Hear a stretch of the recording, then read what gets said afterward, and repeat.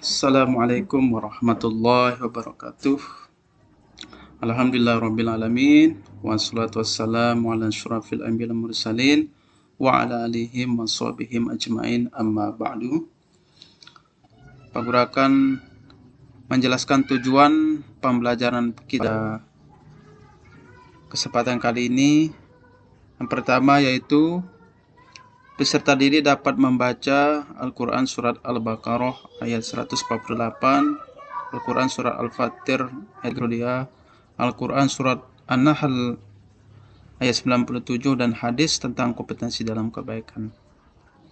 Yang kedua adalah peserta didik dapat menyebutkan makna mufradat Al-Quran Surat Al-Baqarah ayat 148, Al-Quran Surat Al-Fatir ayat 32, Al-Quran Surat An-Nahl ayat 97, dan hadis tentang kompetensi dalam kebaikan.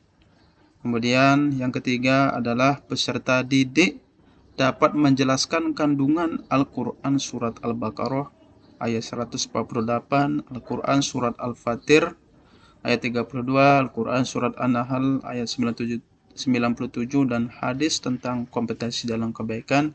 Kemudian yang terakhir adalah peserta didik dapat menunjukkan perilaku kompetensi dalam kebaikan. Nah, beberapa bentuk kompetensi di dalam kebaikan adalah: pertama, kompetensi dalam prestasi. Nah, adapun contoh kompetensi dalam prestasi bisa dilihat di dalam gambar.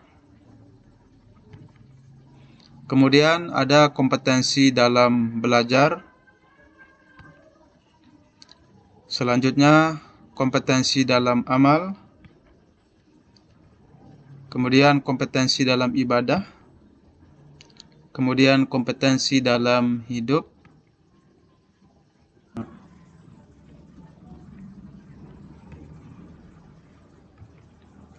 Nah, baiklah, kita akan langsung kepada materi kita, yaitu ayat-ayat yang menjelaskan tentang kompetensi dalam kebaikan. Itu adalah Al-Quran Surat Al-Baqarah ayat 148 tentang anjuran berlomba dalam kebaikan. Adapun bunyi surat Al-Baqarah ayat 148 adalah: A'udzubillahi minasyaitonirrajim. Bismillahirrahmanirrahim. Walikulli wijhatun huwa muwalliha fastabiqul khairat aynama takunu ya'ti bikumullahu jami'a innallaha ala kulli syai'in qadir. Dan artinya, dan setiap umat mempunyai kiblat yang dia menghadap kepadanya. Maka berlomba-lombalah kamu dalam kebaikan. Di mana saja kamu berada, pasti Allah akan mengumpulkan kamu semuanya. Sungguh Allah Maha Kuasa atas segala sesuatu. Al-Quran Surat Al-Baqarah ayat 148.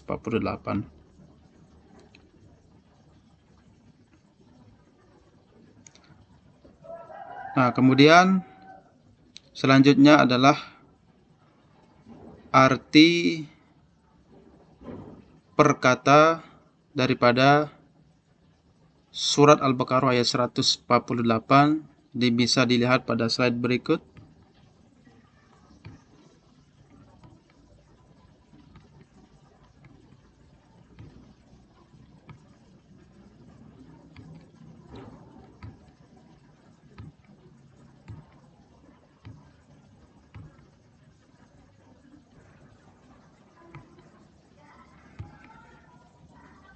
Nah, kemudian penjelasan ayat.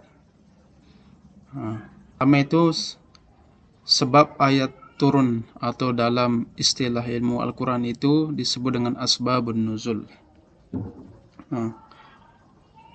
Jadi asbabun nuzul ayat ini adalah yaitu berkaitan dengan arah kiblat. di mana 16 bulan umat Islam itu sholat menghadap Baitul Maqdis. Nah, kemudian selanjutnya berpindah kepada Ka'bah yang merupakan arah kiblat kita umat Islam sampai sekarang ini. Nah, pemindahan arah kiblat dijadikan permasalahan oleh ahli kitab untuk menjatuhkan kredibilitas Nabi Muhammad sebagai Nabi dan Rasul. Jadi Allah Subhanahu wa taala menegaskan bahwa setiap umat punya kiblat sendiri-sendiri sebagai tempat menghadap dalam ibadahnya, sehingga mempunyai kewajiban sebagai hambanya untuk pertama mematuhi arah kiblat yang ditetapkan oleh wahyu, kemudian yang kedua berkompetensi dalam kebaikan.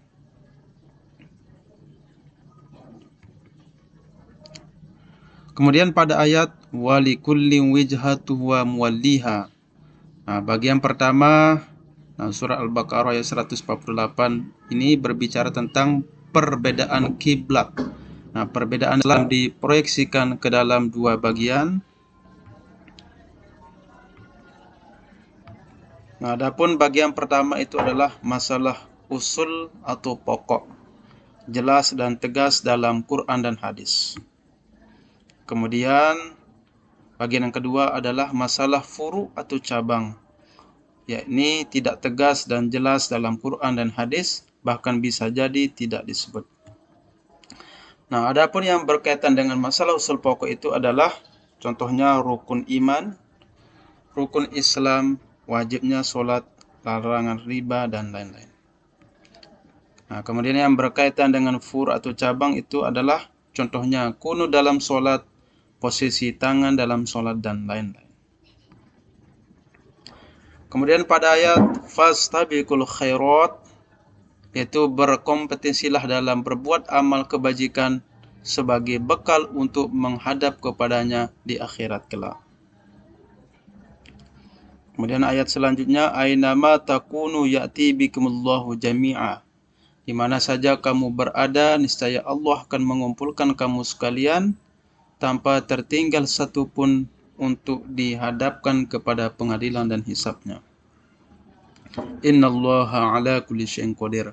Maka tidak ada satupun makhluk yang bisa membuat Allah susah dalam mengumpulkan manusia di sana. Nah, kemudian ini adalah untuk bagian tajwidnya. Nah, bisa dilihat di gambar berikut. Kemudian isi kandungan surat Al-Baqarah ayat 148. Yang pertama adalah terkait dengan kiblat, yaitu Ka'bah adalah kiblat umat Islam untuk segala masa dan segala tempat. Karena itu ketika sholat kita wajib menghadap ke arah Masjidil Haram di mana Ka'bah itu berada. Kemudian pemindahan kiblat merupakan ujian untuk menentukan siapa yang benar-benar. Kemudian hikmah perpindahan kiblat antara lain agar tidak ada lagi alasan bagi orang-orang kafir untuk menghina umat Islam dalam masalah kiblat ini. Yang kedua, untuk menyempurnakan nikmat Allah kepada kaum muslimin. 3, agar umat Islam mendapat petunjuk dan tetap dalam kebenaran. Kemudian umat Islam harus giat bekerja keras dan berlomba-lomba berbuat amal kebajikan. Kemudian selanjutnya, setiap amal soleh yang dilakukan manusia harus ikhlas karena Allah agar bernilai ibadah dan mendapat balasan pahala di sisinya. Nah, itulah beberapa kandungan daripada surat Al-Baqarah ayat 148. Nah, kemudian setelah kita membahas tentang surat Al-Baqarah ayat 148, maka kita bisa melakukan diskusi. Nah, contoh diskusi adalah saat bulan Ramadan tiba, kompetensi kebaikan apa yang akan kamu lakukan? Kemudian yang kedua, sebagai pelajar, kebaikan apa yang akan kamu tingkatkan? Nah, sebagai pelajar, kompetensi kita adalah kompetensi dalam mengejar prestasi. Kemudian selanjutnya ayat yang kedua yang menjelaskan tentang kompetensi dalam kebaikan adalah Al-Quran Surat Fatir ayat 32 tentang keuntungan orang yang lebih dahulu berbuat kebaikan. Nah, adapun bunyi Al-Quran Surah Al-Fatir ayat 32 adalah A'udzubillahi minasyaitonirrajim. Bismillahirrahmanirrahim. Thumma awrathnal kitaba alladzi nastafaina min ibadina faminahum zalimun li nafsihi wa minahum muqtasidun wa minahum sabiqun bil khairati biiznillah, dzalika wal fadlul kabir. Adapun artinya yaitu, kemudian kitab itu kami wariskan kepada orang-orang yang kami pilih di antara hamba-hamba kami, lalu di antara mereka ada yang menzalimi diri sendiri, ada yang pertengahan, dan ada pula yang lebih dahulu berbuat kebaikan dengan izin Allah. Yang demikian itu adalah karunia yang besar. Al-Quran Surat Fatir ayat 32. Nah, kemudian terjemahan ayat per ayat daripada surat Al-Fatir ayat 32 bisa dilihat di slide berikut.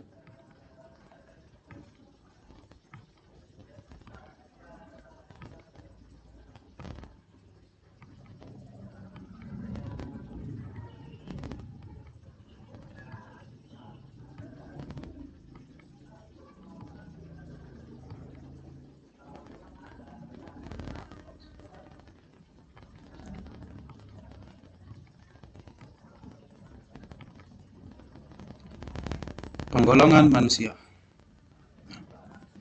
Nah, dari Al-Quran Surat Al-Fatir ayat 32 itu, bahwa manusia itu digolongkan kepada pertama golongan zalimun li nafsi. Apa yang dimaksud dengan golongan pertama yaitu zalimun li nafsi? Yaitu zalim terhadap diri sendiri, karakter buruk, jahat, durjana, dan pendosa. Berkepribadian amarah, syirik, kufur, riya, nifaq, bid'ah, sihir, membangga-banggakan kekayaan, mengikuti hawa nafsu dan syahwat, sombong dan ujub, membuat kerusakan, boros, memakan riba, mengumpat, pelit, durhaka, membangkang, benci, pengecut atau takut, fitnah, angan-angan atau menghayal, hasud, khianat, senang dengan duka orang lain, ragu-ragu, buruk sangka, rakus, marah, cerita kejelekan orang lain, jahat, dusta, sumpah, palsu, keji, makar, bunuh diri, adu domba, dan lain-lain. Kemudian golongan yang terakhir yaitu sabiqum bil khairat.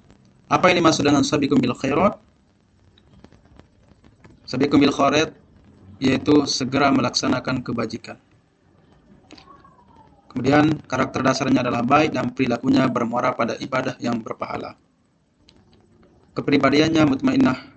Ada 3 aspek yang menjadi sistem kepribadian Islam, yaitu iman, Islam, dan ihsan.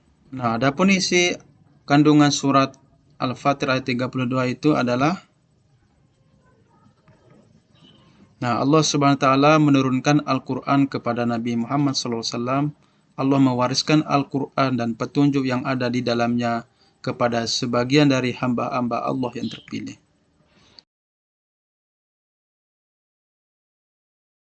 Jadi demikianlah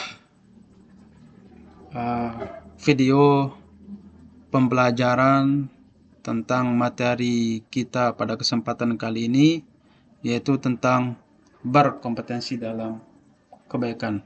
Guru akhiri dengan ucapan sekian, wassalamualaikum warahmatullahi wabarakatuh.